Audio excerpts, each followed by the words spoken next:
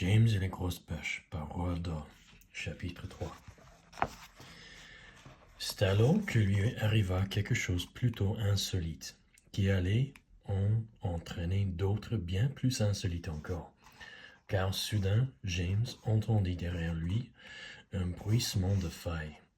Il se retourna et aperçut une vieille homme portant un drôle de costume vert sombre. C'était un vieillard tout petit, mais il avait une grosse tête chauve et de grands favoris noirs qui lui embroussaillaient les joues. Il venait de s'arrêter à 3 mètres du petit James, appuyé sur son bâton, et le regarda fixement. Enfin, il se mit à parler d'une voix traînante et fêlée.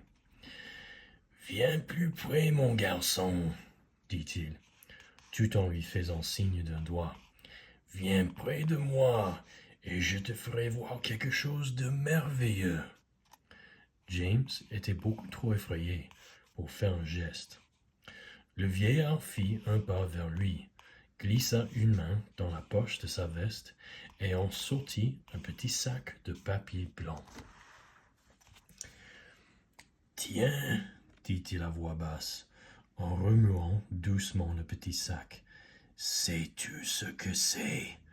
Sais-tu ce qu'il y a dans ce petit sac ?» Il s'approcha plus encore, penché en avant, si près que James put sentir son haleine sur les joues. L'haleine sentait le moisi, le renfermé et la rouille. Une odeur de vieille cave en sombre. « Regarde, mon petit, dit-il en ouvrant le sac. À l'intérieur, James vit une masse de minuscules objets verts, enraidis de petites pierres ou de cristaux, pas plus grands que des grains de riz. Ils étaient d'une beauté extraordinaire, d'une étrange luminosité, de vraies petites merveilles. « Écoute, dit tout bas le vieillard, les entends-tu bouger ?» James y colla l'oreille et entendit un petit bruit. Les 1000 petites choses vertes doucement grouillaient, comme autant de bestioles bien vivantes. « Dans ces petites choses, il y a tout le pouvoir magique du monde, dit doucement le vieil homme. Mais, qu'est-ce que c'est que ces choses ?» murmura James, qui, lui, jusque-là, n'avait pas pu sortir un mot. « Et d'où viennent-elles ?»« Ah, dit le vieil homme à voix basse, tu ne le devinerais jamais. » Il s'accroupit en approchant son visage, et James sentit sur son front le bout de son gros nez. Mais soudain le vieillard fit un bond en arrière en brandissant son bâton. « Des langues de crocodile, cria-t-il, et il y en a 1000. Des langues de crocodile bouillies pendant 20 jours et 20 nuits dans le crâne d'une sorcière défunte, mélangées aux pupilles d'un lézard, sans oublier les doigts d'une jeune singe, un gésier de cochon, un bec de perroquet vert, du jus de porc-épic et 3 cuillerées de sucre en poudre. Laissez cuire le tout pendant 8 autres jours, et la lune fera le reste. » Sur ce, il mit le sac de papier blanc entre les mains du petit James et dit « Tiens, prends-le, il est à toi. » Chapitre 4. James Henry Trotter prit le sac sans quitter des yeux le vieil homme. « Et maintenant, dit le vieillard, voici ce que tu vas faire. Tu prendras une cruche pleine d'eau et tu y feras tremper toutes les petites choses vertes. Puis, tout doucement, tu y ajoutes 10 cheveux de ta tête, pas plus. C'est très important. Ça les réveille, ça les dégourdit. Et au bout de 10 minutes, tu verras l'eau bouillonner et mousser furieusement. Alors, tu avaleras tout, oui, tout le contenu de la couche. t'insulterai. Et puis, mon garçon, tu sentiras quand cette eau clapoter et glouglouter dans ton estomac. La vapeur te sortira par la bouche et, aussitôt après, il t'arrivera des choses merveilleuses, des choses incroyables, des choses fabuleuses. Et plus jamais, tu ne seras malheureux, plus jamais, car tu es malheureux, n'est-ce pas? Pas besoin de me le dire, je sais tout. Et maintenant, dépêche-toi, fais ce que je viens de te dire, et pas un mot à tes vilaines tantes, pas un mot. Et prends bien soin de ces petites choses vertes, car si tu les perds, elles exerceront le pouvoir magique sur quelqu'un d'autre. Et ce sera bien dommage, mon garçon, car le premier être qu'elle rencontrera fou sur une punaise ou une mouche, un chat ou un arbre sera le seul à bénéficier de ce pouvoir. Donc, je te le répète, prends bien soin de ce petit sac. Ne déchire pas le papier. Et maintenant, vas-y vite. C'est le moment, vas-y.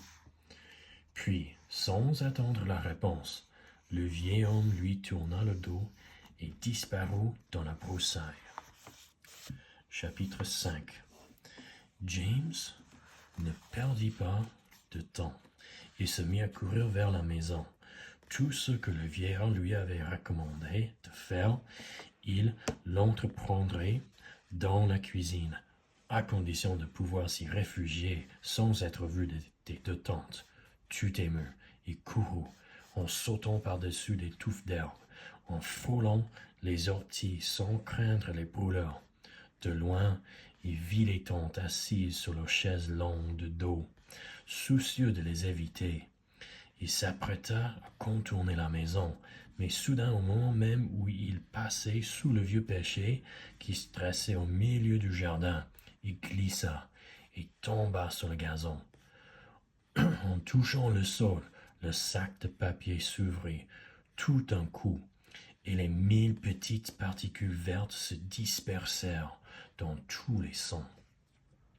James se mit aussitôt à quatre pattes, dans l'espoir de récupérer ses précieux trésors, mais à sa grande stupéfaction, ils étaient tous en train de s'enfoncer dans la terre.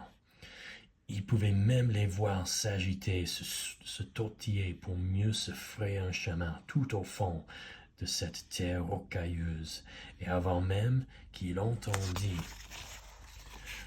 la main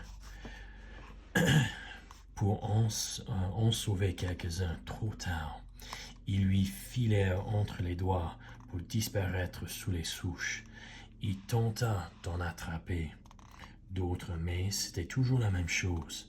Il se mit à gratter le sol avec frénésie pour empêcher les retardaires de suivre les autres, mais il courait beaucoup trop vite. Chaque fois qu'il allait les toucher du bout des doigts, il lui échappait pour disparaître dans des profondeurs inconnues. Et au bout de quelques secondes, il n'en restait plus un seul. James dut faire un effort pour ne pas pleurer. Il ne les retrouverait plus. Elles étaient perdues, les petites choses, perdues à jamais. Mais où étaient-elles passées? Et pourquoi avaient-elles été si pressées de s'engouffrer sous la terre? Pourquoi? Il n'y avait rien sous cette terre, rien que la souche du vieux pêcher. Et puis, une quantité de vers de terre, de mille-pattes et d'autres insectes souterrains. Mais le vieillard n'avait-il pas dit quelque chose comme « Le premier être qui rencontre mouche ou punaise, chat ou arbre, sera le seul à bénéficier de leur pouvoir magique. » Ah, bonté divine, pensa James, que se passera-t-il s'ils touchent un ver de terre, ou sur une mille-pattes, ou sur une araignée, ou s'il se fourvoie dans la souche de cet arbre? Ah, vas-tu te lever, petit monstre paresseux? Hurla soudain une voix à l'oreille du petit James. Il leva la tête et vit tante Piquette, longue, sèche et osseuse, qui le regardait durement à travers ses lorgnons en monture d'acier. Ah, au travail, à tes bouches, ordonna-t-elle. Grasse et onctueuse comme une méduse, tante Éponge accourut en se dandinant pour voir ce qui se passait. Et si nous le mettions dans un seau pour le laisser au fond du puits jusqu'au matin, suggéra-t-elle, ça lui apprendra à faire le lézard. Ah, très bonne idée, ma chère éponge. Mais qu'il finisse d'abord de couper du bois. Lève-toi, sale gosse, et au travail, vite. Lentement, tristement, le pauvre petit James se leva et retourna à sa pile de bois. Oh, si seulement il n'avait pas glissé, s'il n'avait pas laissé tomber son précieux petit sac, tout espoir d'une vie plus heureuse était perdu maintenant. Désormais, tous les jours se ressembleraient. Il ne lui apporterait que des punitions et des privations, malheur et désespoir. Il ramassa sa hache pour se remettre au travail, lorsque soudain il entendit des hurlements.